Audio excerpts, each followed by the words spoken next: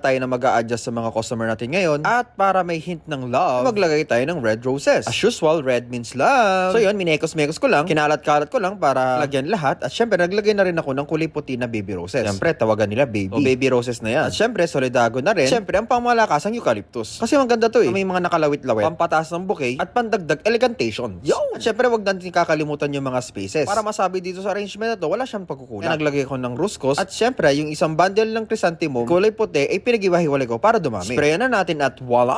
Bonggang-bongga, tatapos na ang phase 1 phase. Makasabihin nyo na naman, pangpatay to. Ang trip ni customer kaya wala tayong magagawa. So yun na nga guys, maraming salamat. At sana ay natuwa kayo sa pag-arrange ko ng bulaklak na to. Please, wag nyo sabihin na naman na pangpatay to, okay? Patay na patay lang sa kanya, okay? Janjaranan! Shoutout! Maraming salamat sa mga nag-share ng recent video ko. At kung gusto mo mapasama sa shoutout, i-share mo na ang video na ito. And for more nakakatuwa at nakaka-good vibes sa videos, please like, comment, and follow my Facebook page. Kita kits!